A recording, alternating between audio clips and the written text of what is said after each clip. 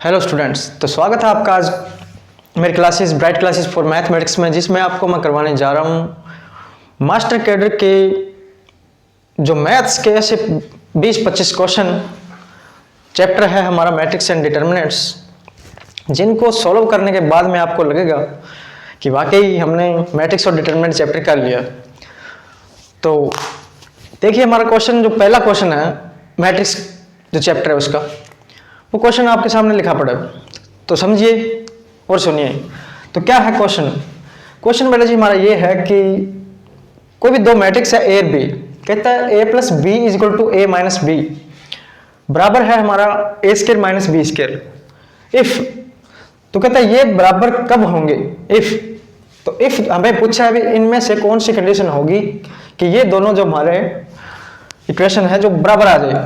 तो हम क्या करेंगे बेटा जी, ये देखो, हम मैट्रिक्स का मल्टीप्लाई कैसे करते हैं? हम ऐसे करते हैं अभी ए प्लस बी है और ए माइनस बी है, तो हम क्या करते हैं, ए को ए से करते हैं तो ए स्केयर आ गया, ए को बी से करते हैं तो ए बी आ गया, फिर बी का मल्टीप्लिकेशन ए के साथ बी ए आ गया, और फिर हमारा बी के साथ बी स्केयर आ गया। ठीक है, तो स्टूडेंट ये देखो आप कि ए स्केयर बी स्केयर ये कब बनेगा, हमें चाहिए ए स्केयर माइनस बी स्केयर। तो ऑब्वियसली सी बात ये है कि ये अगर ये तो बीच की दो टर्में हैं ये जीरो हो जाएगी, तभी वो हमारे पास क्या होगा, ये जीरो हो गया तो ए स्केयर माइनस बी स्केयर बच जाएगा। तो अगर ए स्केयर माइनस बी स्केयर बचना है तो हमें इसको जीरो करना पड़ेगा।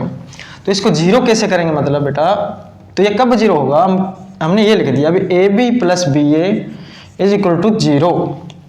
इसका मतलब क्या हो गया कि इस ए बी को अगर उधर लेके जाएं और बी ए को उधर लेके गए तो हमारे पास क्या आ गया, A B minus B A is equal to zero.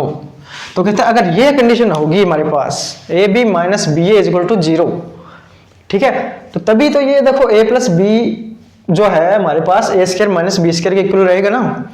तो इसलिए ये कैसे पता करना है, हमें ये पहले देखना है, अभी इनकी मल्टीप्लाई करनी है हमने।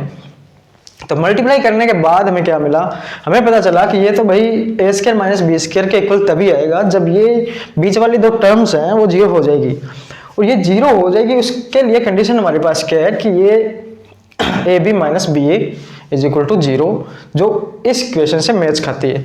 तो ये हमारा पहला क्वेश्चन स्टूडेंट्स। तो उम्मीद है कि आपको ये क्वेश्चन समझ में आया होगा। अगला हम क्वेश्चन कर ओके स्टूडेंट्स, तो दूसरा क्वेश्चन जो हमारा ये लिखा पड़ा है आप देख लीजिए ध्यान से और देखते हैं क्या स्टेटमेंट में हमें दिया हुआ है, क्या और निकालना है इसमें। तो स्टेटमेंट बेटा जी ये है कि the values of A and B for the multiplication of this two matrix is equal to this. तो बतानी है कि हमें ए और बी की क्या वैल्यूज है जो इस इक्वेशन को सेटिस्फाई करती है। इन दो मैट्रिक्स की जो मल्टीप्लाई कहता है कि ये इनकी मल्टीप्लाई जो है वो इस मैट्रिक्स के बराबर है। तो हमने ए और बी की वैल्यूज निकालनी है। तो देखते हैं कौन सी ऑप्शन इसमें हम सही चुन पाते हैं। तो सॉल्यूशन इसका देखिए कि इन दोनों की सबसे पहले हम क्या करेंगे, मल्टीप्लिकेशन। तो मल्टीप्लिकेशन कैसे होती है बेटा जी, फर्स्ट रो को करते हैं हम फर्स्ट कॉलम के साथ मल्टीप्लाई। तो फर्स्ट रो को फर्स्ट कॉलम के साथ जब मल्टीप्लाई किया तो 4 को ए से किया तो 4a, और इसको इसके साथ किया तो +2 भी लिखते हैं। तो फर्स्ट रो का काम हमारा खत्म हो गया। अब हम करते हैं सेकंड रो का। तो सेकंड रो का सेकंड कॉलम के फर्स्ट कॉलम के साथ मल्टीप्लाई करेंगे। तो सेकंड रो फर्स्ट कॉलम तो सेकंड तो 3a, ये आ गया -b, तो बराबर में वो मैट्रिक्स हमारे पास दी हुई है। तो इसके बाद क्या करेंगे, इक्वलिटी ऑफ मैट्रिक्स का फंडा हम यहाँ पे लगाएंगे कि दो मैट्रिक्स बेटा जी इक्वल कब होती है, जब उनके कोरस्पोंडिंग एलिमेंट्स इक्वल होते हैं। जैसे कि ये पहला एलिमेंट है इसका, वो पहले के इक्वल करेंगे और दूसरा दूसरे के इक्वल। तो पहले एलिमेंट्स को हमने क्या कर दिया, पहले के इक्वल रख दिया, और दूसरे एलिमेंट्स को, जो दूसरा एलिमेंट क्या है 3a माइनस बी, वो दूसरे के इक्वल रख दिया जो 2 यहाँ पे है। तो ये मैंने क्या किया अभी, अब दो इक्वेशंस का सोल्यूशन निकालना है इनका, क्योंकि हमें a और b की वैल्यूज पता करनी है। तो a और b की वैल्यूज पता करने के लिए देखो मैंने क्या किया कि ये मैंने इस इक्वेशन को 2 से मल्टीप्लाई कर दिया दोनों तरफा। तो दोनों तरफा मल्टीप्लाई करने से क्या होगा कि हमें ये 2 यहाँ से मल्टीप्लाई करेंगे तो 2b हो जाएगा यहाँ पे। तो 2b हमें पता है ये सेम हो जाएगा 2b और 2b। तो इन दो इक्वेशनों को फिर हम आगे सोल्व कर पाएंगे किसी एक वेरिएबल की वैल्यू निकालने के लिए। तो जैसे कि ये मैंने मल्टीप्लाई कर दिया, यहाँ पे हो गया 6a, यहाँ पे हो गया -2b, और यहाँ पे क्या हो गया 4 हो गया। तो ये हमारे पास दो इक्वेशंस बन गई, 4a + 2b = -4, और 6a minus 2b is equal to 4। तो हम इन दोनों इक्वेशन को सॉल्व करेंगे a और b की वैल्यूज के लिए। तो ये जो मैंने दो इक्वेशन बनाई है स्टूडेंट्स, इनको मैं क्या करता हूँ, ऐड करता हूँ। ऐड करूंगा तो ये देखो 2b से 2b कैंसिल हो जाएगा और ये बच गया 10a इज इक्वल टू, ये हमारे पास -4 + 4 क्या हो गया 0। तो a की वैल्यू हमारे पास क्या आ गई 0.10। ठीक है, तो a की वैल्यू किसी भी एक इक्वेशन में डाल देते हैं तो वो b आ जाएगा। तो a की वैल्यू हमने क्या किया, फर्स्ट इक्वेशन में डाल दी। तो फर्स्ट इक्वेशन में a की वैल्यू 0 पुट करने पर क्या मिलता है हमें, ये देखो 4 × 0 + 2b इज इक्वल टू -4। तो ये देखो ये तो 0 ही हो गया और ये क्या आ गया हमारे पास 2b इज इक्वल टू -4। तो b क्या आ गया हमारे पास -4/2, मतलब क्या आ गया हमारे पास ये -2। तो a हमारे पास आ गया 0 बेटे और ये आ गया b हमारे पास -2। तो ये हमारी ऑप्शन कौन सी हो जाएगी, ये A option is true option. ठीक है, ओके स्टूडेंट्स। तो ओके स्टूडेंट्स, अगला क्वेश्चन जो आया वो ये क्वेश्चन है। तो देखिए, देखने में ऐसे अल्फा बीटा सा दिया हुआ है, तो इसमें घबराने की जरूरत नहीं है कि ये क्या आ गया हमारे पास अल्फा बीटा गामा या क्या लिखा हुआ है। तो ये बड़ा ही सिंपल क्वेश्चन है। देखो स्टेटमेंट समझो इसकी कि हमारे पास कोई मैट्रिक्स दी हुई है ए, अल्फा बीटा गामा और माइनस अल्फा, जिसके एलिमेंट्स है is such that A square is equal to I. कहता है ए का इसका जब स्क्वायर करते हैं, मतलब ए को ही ए के साथ मल्टीप्लाई करते हैं तो वो बराबर आता है आई के।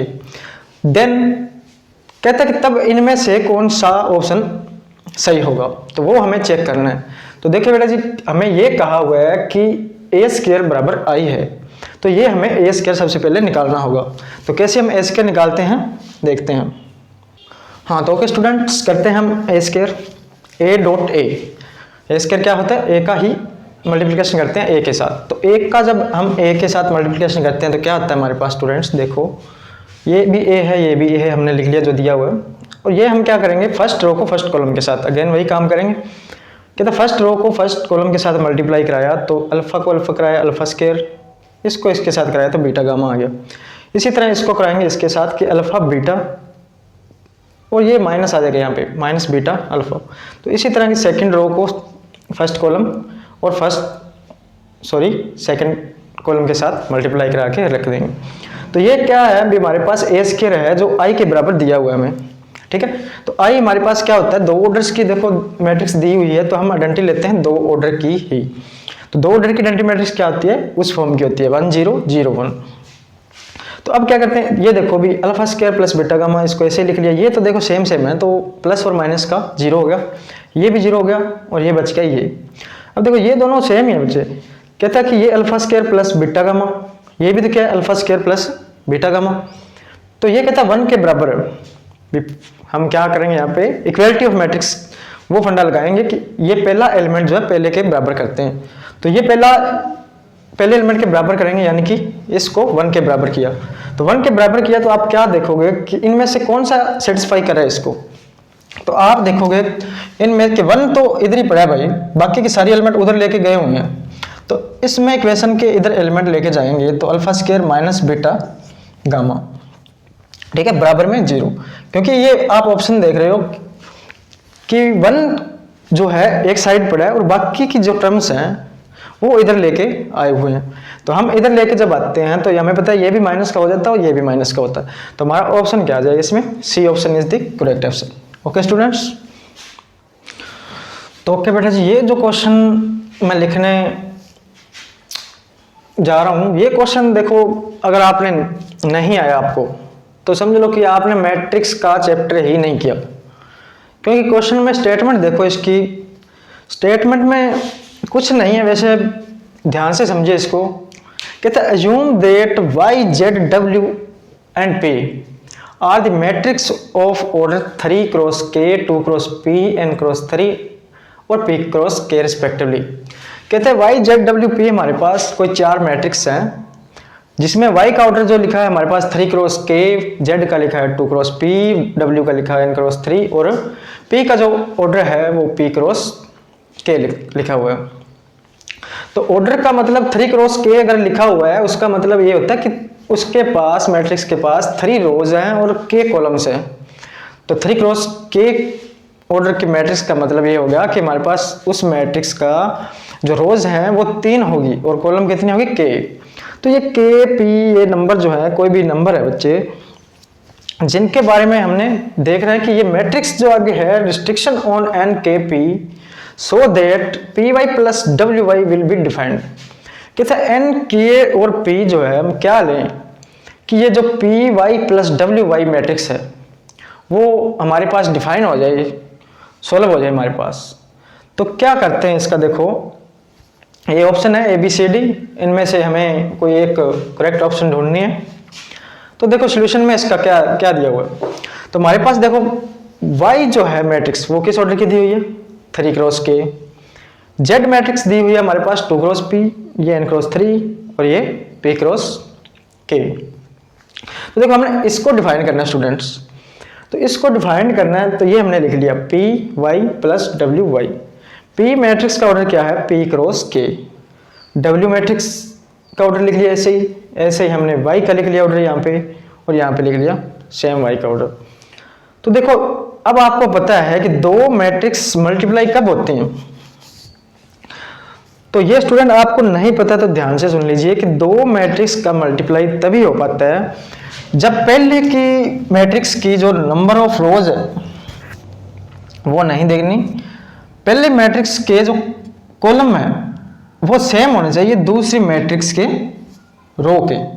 जैसे यहाँ पर कोई भी दो मैट्रिक्स है P और Y, कहते हैं इनकी मैट्रिक्स की मल्टीप्लाई तभी हो पाती है जब ये हमारे पास ये कॉलम्स को रिप्रेजेंट करता है, आपको अभी बताया ये रो होता है और ये कॉलम होता है। तो अगर ये इसका कॉलम पहली मैट्रिक्स का कॉलम और इसकी रोज अगर ये दोनों सेम हुए तभी ये मल्टीप्लिकेशन उनका हो पाता है। जैसे इसमें देखते हैं ये देखो n क्रॉस 3 ये 3 क्रॉस k, तो हमें पता है इसमें भी 3 कॉलम्स है और इसमें 3 रोज है, तो मतलब ये नंबर हमारे पास सेम है, तो इनकी मल्टीप्लिकेशन पॉसिबल है। तो इनकी पॉसिबल होने के लिए हमारे पास k क्या होना चाहिए, क्योंकि यहाँ पे हमारे पास 3 दिया हुआ है, तो ये मल्टीप्लिकेशन तो तभी स्टूडेंट्स पॉसिबल होगी कि जब हमारा यहाँ पे k क्या होगा 3 आएगा। तो पहली हमारे पास जो रिस्ट्रिक्शन मिल गई k पर कि k को हमने 3 लेना है तभी ये मैट्रिक्स मल्टीप्लाई हो पाएंगी। तो ये हमने k 3 एक ढूंढ लिया, लेकिन k को 3 ढूंढना सिर्फ काफ़ी नहीं है, आगे हम इसको और देखते हैं। तो k देखो अब इस मैट्रिक्स जो मल्टीप्लाई करते हैं मैट्रिक्स को, कहते जब मल्टीप्लाई करते हैं तो नया जो मैट्रिक्स बनता है उसका ऑर्डर क्या होता है, उसका ऑर्डर क्या होता है भाई, ये होता है p क्रॉस k। कहते हैं मल्टीप्लाई करने के बाद में जो मैट्रिक्स बनती है हमारे पास, तो उस मैट्रिक्स का जो ऑर्डर आता है वो क्या होता है p क्रॉस k। तो ध्यान से समझ लीजिए, कहता है कि मैट्रिक्स पहली बात तो मल्टीप्लाई होगी कब, उनकी मल्टीप्लिकेशन पॉसिबल कब है, वो तब पॉसिबल है जब ये सेम हो, ये दोनों नंबर जिनको हम क्या कहते हैं, इसके ये कॉलम्स है और इसकी ये रो है। तो अगर ये सेम है तब इनकी मल्टीप्लिकेशन हो पाती है। तो अगर मल्टीप्लिकेशन हो जाती है तो हम क्या देखेंगे भी जो नया मैट्रिक्स बनेगा हमारे पास वो कैसा बनेगा, वो बनेगा इस ऑर्डर का p क्रॉस k का। तो ये हमारे पास हमने मैट्रिक्स लिख लिया p क्रॉस k ऑर्डर का। इसी तरह इसको देखते हैं भी ये तो हाँ भी पॉसिबल है मैट्रिक्स की मल्टीप्लिकेशन, तो ये 3 3 सेम दिख रहे हैं हमारे पास। तो नया जो मैट्रिक्स बनेगा वो क्या बनेगा हमारे पास n क्रॉस k ऑर्डर का, जो इसका ऑर्डर n है इसका k है, तो n क्रॉस k का हमारे पास नया मैट्रिक्स बन जाएगा उन दोनों को प्रोडक्ट करने के बाद। तो ठीक है हमारा बन गया ये। तो इसके बाद देखो स्टूडेंट्स ये है मैट्रिक्स p क्रॉस k की, और इनके बीच में सम मतलब एडिशन का सिंबल दिया हुआ है। तो इस मैट्रिक्स को इसके साथ जोड़ना है। तो मैट्रिक्स का देखो बेटा सम कैसे होता है, विषम के लिए क्या कंडीशन होती है हमारे ऑर्डर के लिए, विषम मैट्रिक्स किस ऑर्डर्स की हों कि उनका सम हो पाता है। तो मैट्रिक्स का एडिशन कब होता है, जब दो मैट्रिक्स का ऑर्डर हमारे पास सेम हो, ठीक है। जैसे हमारे पास सेम का मतलब है, देखो अगर ये हमारे पास एक मैट्रिक्स है, इसको हमने कह दिया भी इसमें जोड़ना है 4 2 3 5 में, तो ये इस मैट्रिक्स का ऑर्डर क्या है, इसमें 2 रोज हैं, एक कॉलम है, इसका ऑर्डर ये है, इसका 2 क्रॉस 2 है। तो इनका एडिशन पॉसिबल नहीं है, क्योंकि हम पहले को तो पहले में जोड़ लेंगे, इसको किस में जोड़ेंगे, ठीक है। तो ये मैट्रिक्स ऐसे जुड़ नहीं पाते। तो मैट्रिक्स दो तभी जुड़ पाते हैं जब उन दोनों मैट्रिक्स का ऑर्डर सेम हो। और सेम तो मतलब यहाँ पे देखो k तो k है ही है, k तो k के इक्वल है ही है, इसका मतलब p को भी क्या होना चाहिए, n के इक्वल होना चाहिए। तो p अगर हमारे पास n होगा तभी ये मैट्रिक्स जुड़ पाएंगी, तभी ये मैट्रिक्स डिफाइन हो पाएंगे। तो उम्मीद है कि क्वेश्चन आपको अच्छे तरीके से समझ में आ गया होगा। हमारे पास ऑप्शन क्या होगी फिर कि k की वैल्यू 3 और p को हमें n लेना पड़ेगा, तभी ये मैट्रिक्स डिफाइन होगी। ठीक है बच्चों, तो ऑप्शन हमारा क्या आ जाएगा, A option is the right option. Thank you student. Okay students, next question हमारा ये है कि देखिए कि क्या दिया हुआ हमारे पास, कहता है ए और बी आर सिमेट्रिक मैट्रिक्स। तो दो ए और बी जो है हमारे पास सिमेट्रिक मैट्रिक्स दी हुई हैं। देन कहता है कि ए बी माइनस बी ए क्या होगी। तो ऐसे क्वेश्चन बड़े बार पूछे जाते हैं भाई, तो देखते हैं भी कैसे करते हैं इसको। तो इनमें से हमने करेक्ट ऑप्शन को चूज करना है। तो हमारे पास क्या दिया हुआ है भाई, ए और बी क्या दिया, सिमेट्रिक मैट्रिक्स। तो ए और बी सिमेट्रिक मैट्रिक्स, तो सिमेट्रिक मैट्रिक्स बेटे सबसे पहले होती क्या है सिमेट्रिक मैट्रिक्स, कहती वो मैट्रिक्स सिमेट्रिक मैट्रिक्स कहलाती है जिनका हम ट्रांसपोज करते हैं और वापस वो मैट्रिक्स वही बन जाती है। मतलब ट्रांसपोज करने के बाद उस मैट्रिक्स में कोई फर्क नहीं आता, वही मैट्रिक्स हमें दोबारा मिल जाती है। तो ए और बी सिमेट्रिक है, इसका मतलब ए का ट्रांसपोज करेंगे तो ए ही आ जाता है, और बी का ट्रांसपोज करते हैं तो हमारे पास दोबारा से बी ही मिलता है। तो कहता है अब हमें चेक करना है कि ए बी माइनस बी ए क्या है। तो ए बी माइनस बी ए को देखो चेक करने के लिए हम क्या करते हैं, ए बी माइनस बी ए का हम ट्रांसपोज करते हैं। तो ट्रांसपोज अगर हम करेंगे इसका, तो ये देखो ट्रांसपोज की कुछ प्रॉपर्टीज हैं अभी। अगर कहता है कोई दो मैट्रिक्स के बीच में प्लस या माइनस है तो वो ट्रांसपोज अलग अलग लग जाता है, जैसे इसका ट्रांसपोज माइनस इसका ट्रांसपोज। तो सबसे पहले ये प्रॉपर्टी के साथ इसका ट्रांसपोज अलग अलग कर लिया हमने। फिर ये प्रोडक्ट की प्रॉपर्टीज ये है कि जब भी प्रोडक्ट का ट्रांसपोज करते हैं मैट्रिक्स का, तो कहता है ट्रांसपोज पहले वो बी मैट्रिक्स पे लगता है, फिर ए ट्रांसपोज होता है। तो पहले हमने बी का ट्रांसपोज और फिर ए का ट्रांसपोज लिखना है। इसी तरह इसका ट्रांसपोज करेंगे तो उसका लिखेंगे ए का ट्रांसपोज और बी का ट्रांसपोज। तो यहाँ पर देखो बी ट्रांसपोज की जगह पर मैंने बी लिख दिया। ये क्यों लिखा भाई, क्योंकि हमारे पास बी सिमेट्रिक दी हुई है और उसका ट्रांसपोज करेंगे तो वो वापस वही मैट्रिक्स बी बनती है। तो बी ट्रांसपोज हमने बी लिख दिया, ए का ट्रांसपोज ए ही लिख दिया। इसी तरह से इनको लिख दिया।